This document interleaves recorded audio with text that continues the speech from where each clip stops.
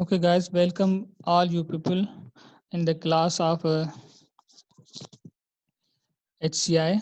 This is your host Anwar Ali, and we have to come back to the left topic: star life cycle. The HCI model of the HCI is the star model life cycle. In the star life cycle model, we see. Uh, it was suggested by the Hudson and Hicks in 89.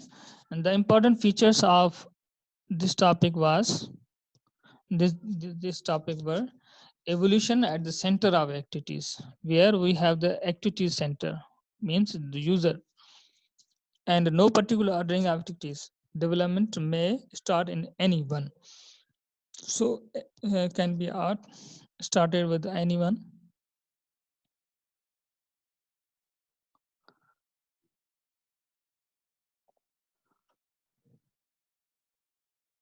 Okay, guys.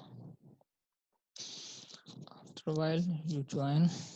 Then we go to the topic. Here we have the HCI life cycle models. Previously, we discussed about the usability engineering life cycle model. So in this session, we discuss about both the software engineering models and HCI engineering models usability. Evolution at the center activities are the relating to the activities relating to the users performance. No particular ordering of activities development may start in anyone. So derived from empirical studies of interface designers. Empirical studies are those we have some kind of experimental implementation and getting result from that. That is empirical studies of the applications. We have some applications and we are getting result from that after implementation, successful implementation and satisfactory results. So that's the empirical study. In the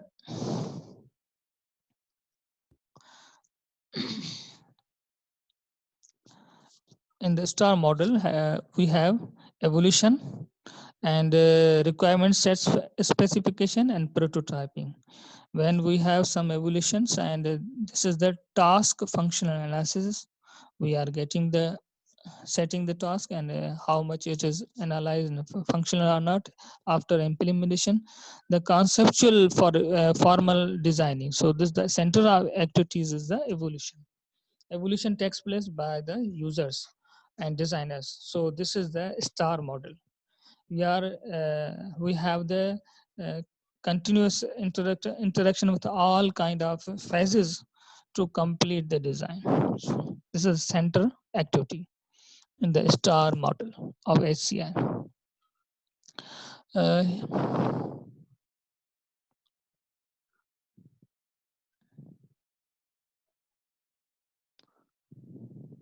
okay, guys.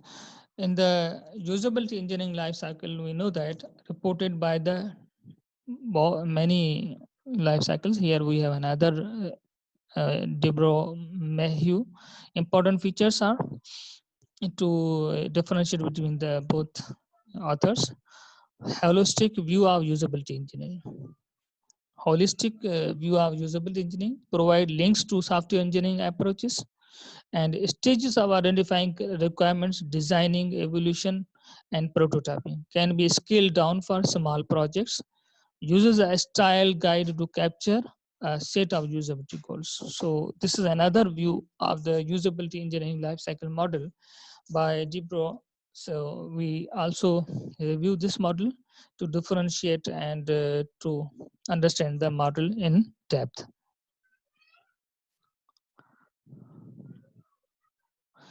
Usability engineering lifecycle out there to have this kind of picture. We have development task, decision point. These are the specifications of the documentation, complex applications, simple applications. So requirement analysis, user profile, know the users, context to task analysis, and usability goal. platform capabilities constraints. Constraints we have already discussed in the previous classes about the constraints. So physical, logical, and other kind of constraints are also reviewed according to the platform capabilities and in general design principles, applying the general design principles.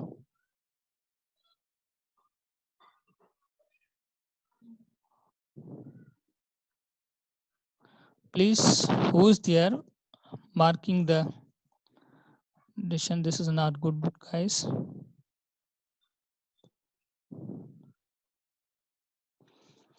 Okay, guys, we have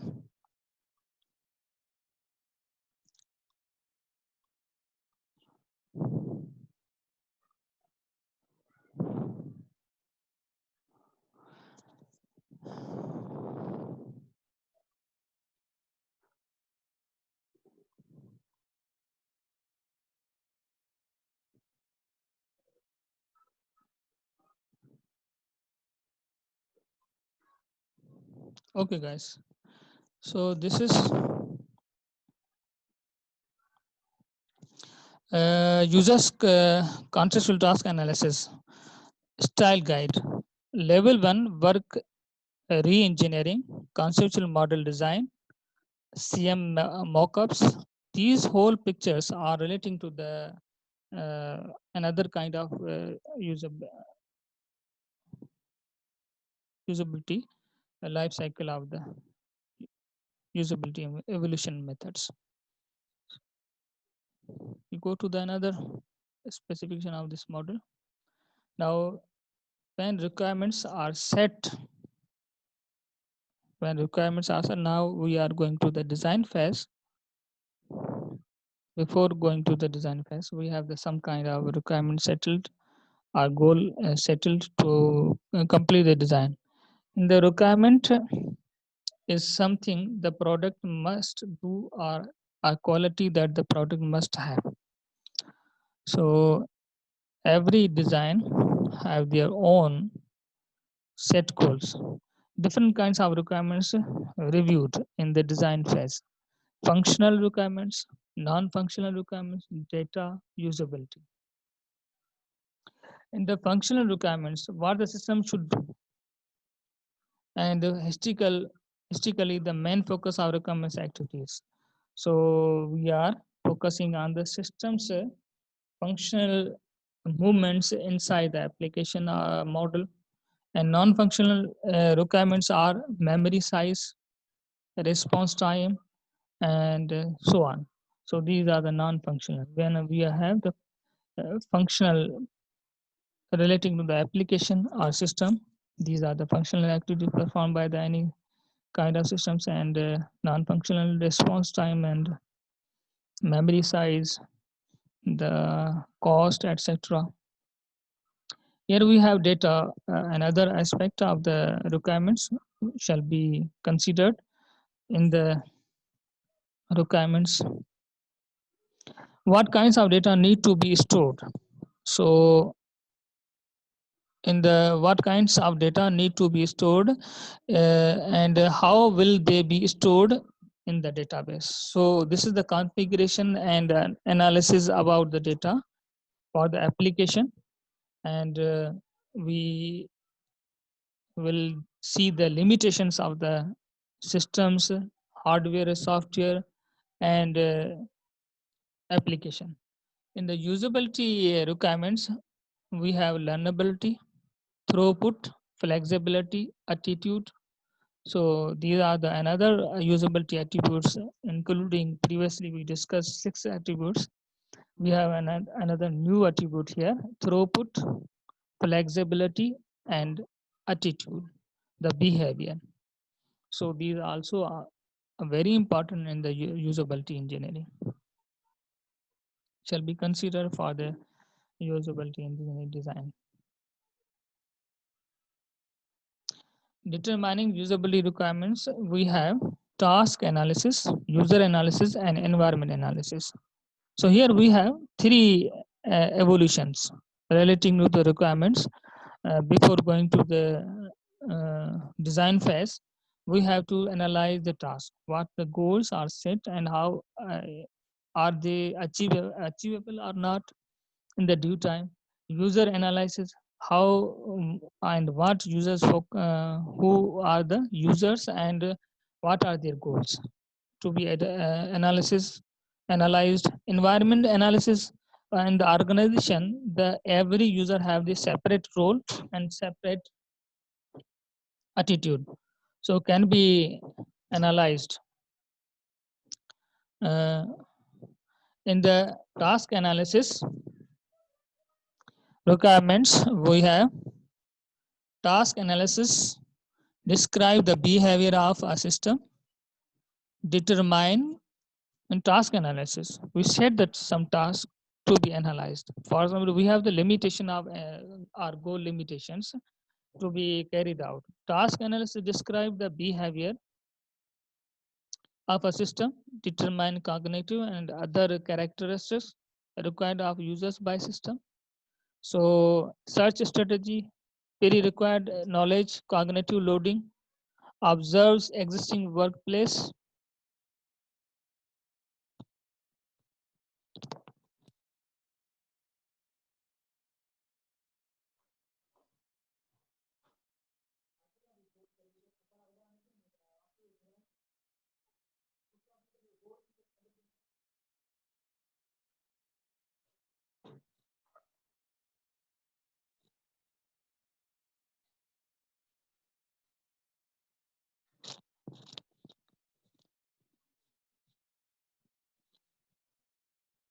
Guys,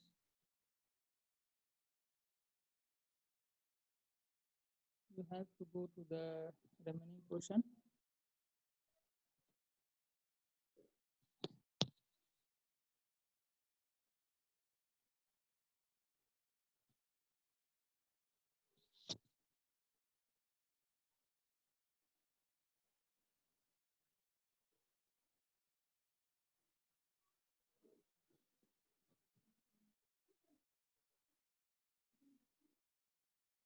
In, in these task analysis, from the task, the goal, we must know the boundaries of the goal, the limitation of the goals, and the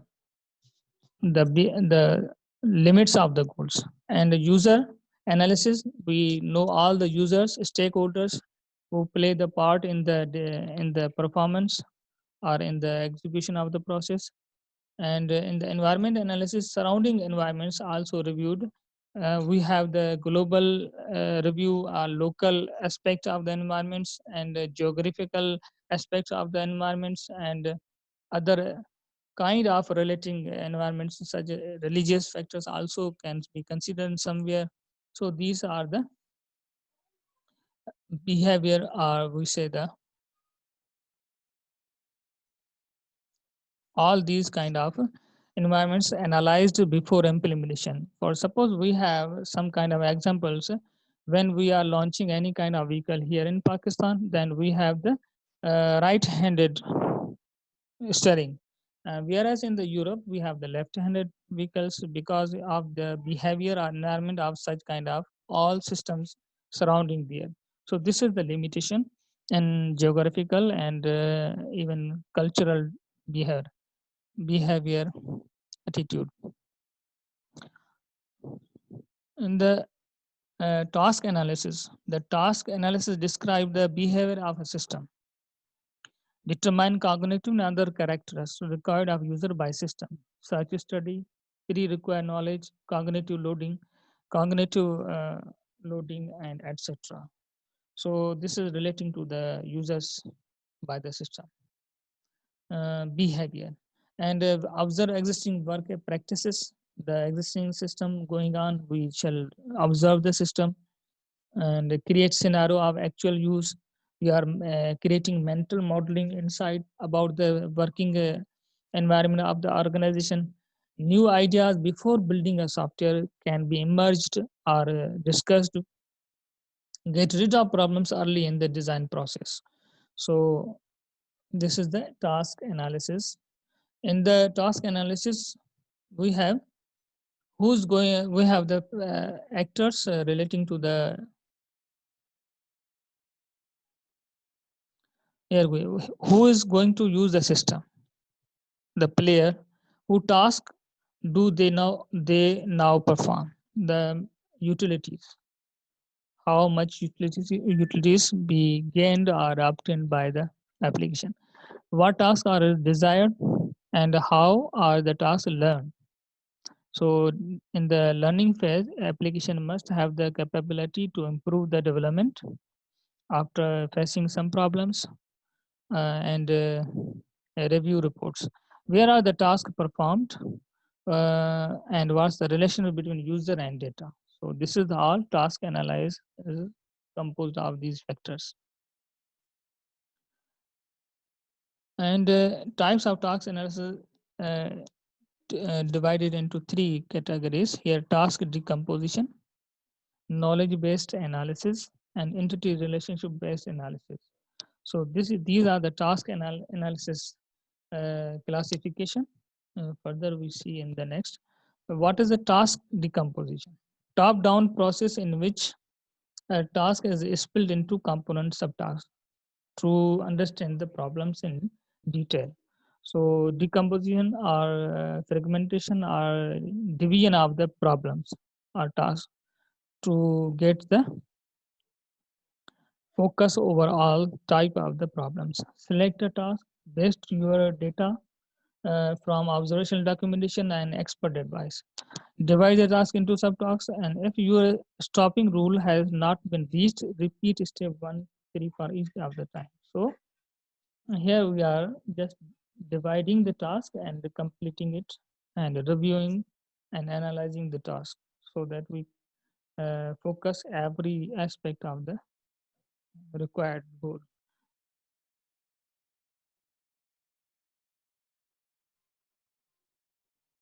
Knowledge based analysis works from the bottom up.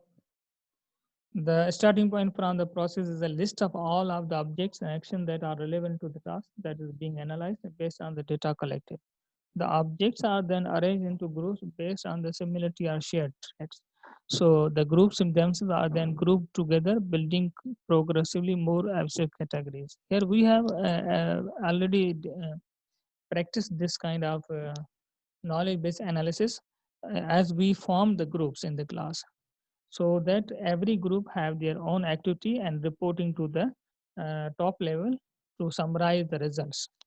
If we divide the task and getting into the groups, so knowledge base is bottom to the top, bottom up approach applied to get the results in group wise, so that we conclude the results in a little time, in short time, in a summarized way.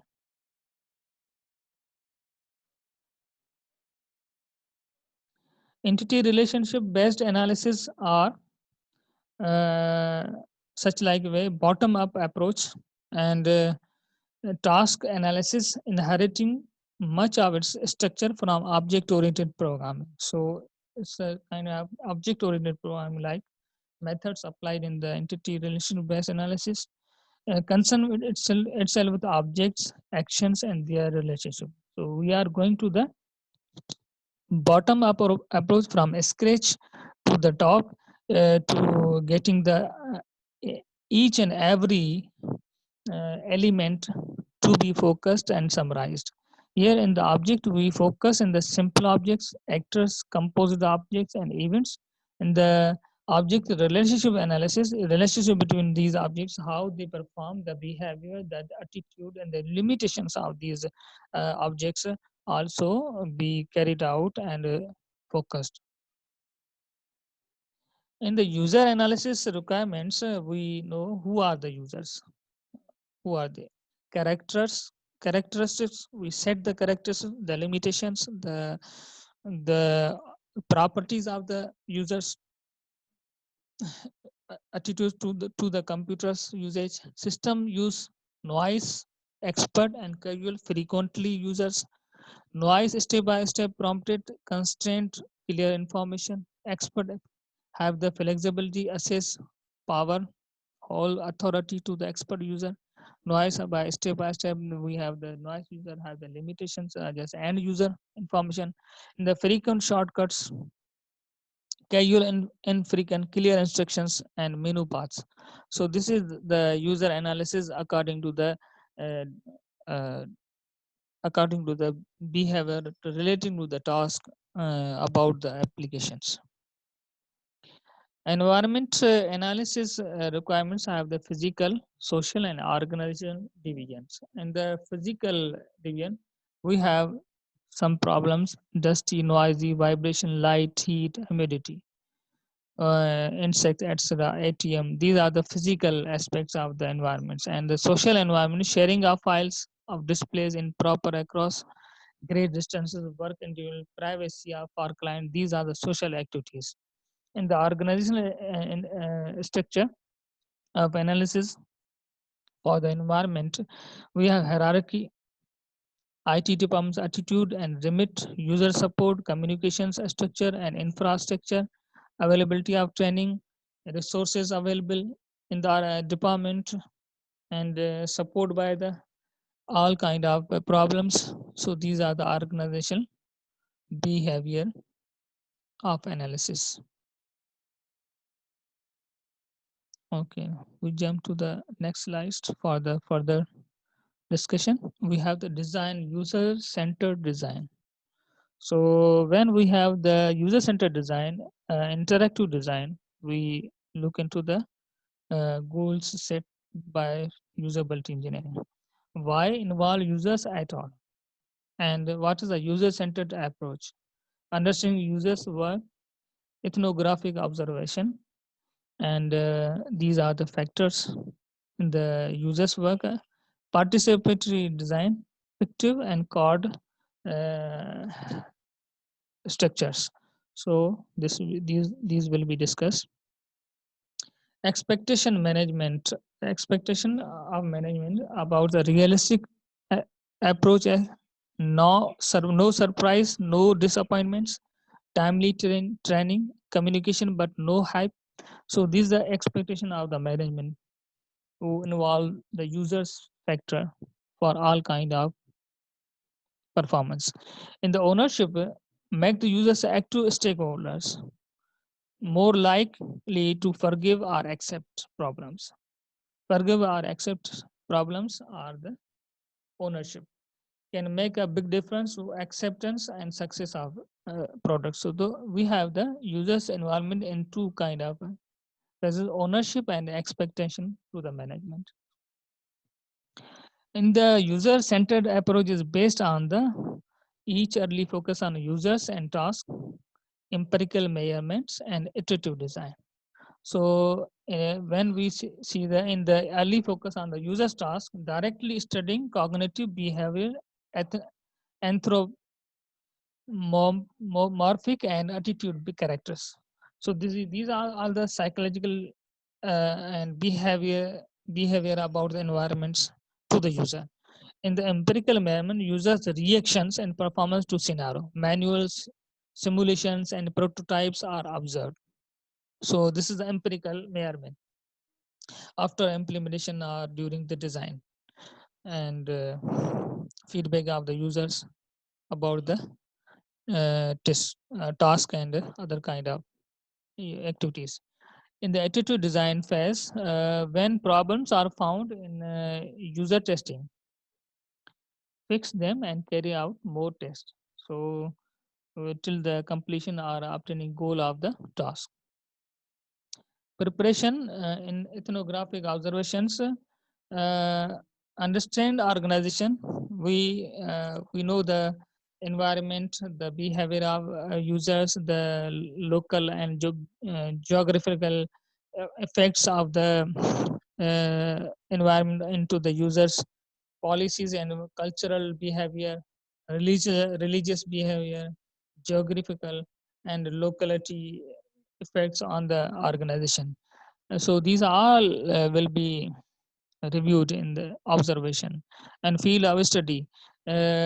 Establish report with managers and users, observation interviews from users about the workplace, and collect information whether through qualitative or quantitative, by observation interview or by questionnaire or any kind of written document.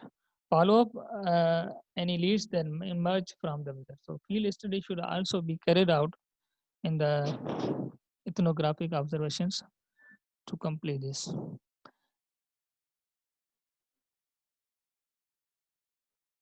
So here guys, we have analysis and reporting. We have two checking and lists. One is compile the collected data in numerical, textual, and multimedia databases, quantify data and compile statistics, reduce and interpret the data, define the goals and the process used. So analysis have the some methods, techniques applied for all kind of parameters or attributes to get the result from these kind of methods uh, to analyze or report the system. So we have the analysis, bust, and then reporting.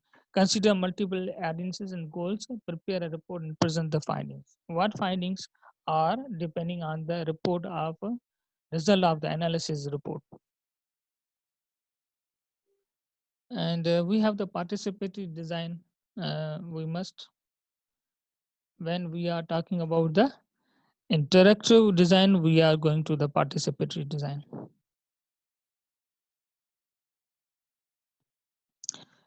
What is the controversial in the participatory design? More user involvement brings what problems we face in the participatory or interactive design. More accurate information about tasks, more opportunity for users to influence design decisions. May user influence to make the design diverted or reviewed again and again. A sense of participation that builds users' ego, investment in successful implementation, potential for increased users' acceptance of final system. So this is the controversial uh, factors involved in the participatory design or interactive designs. In the how extensive user environment may be more costly. So we face these problems, be more costly. We are interacting with the users. It will take cost and time, and we have lengthened the implementation period and build antagonism with people not involved or whose suggestions are rejected. So this attitude also faced by the interactive design or participatory design. Force in designers to compromise their design to satisfy incompetent participants. If we have the incompetent or partialized participants or users, they force designers to compromise with the design or settled goal. So this is also a controversial. Except exacerbate personality conflicts between design team members and users. Suppose we have in the public sector facing this kind of problems, personality conflict between design team and members and users. So it is very difficult to complete the design independently and honestly. Show that organizational politics and preference of certain individuals are more important than technical issues. So these are the very controversial issues in the participatory design. This type of the picture concept, plastic interface for collaborative technology initiative through video exploration. So intended to empower users to act a full participant in the design. And materials used are, we have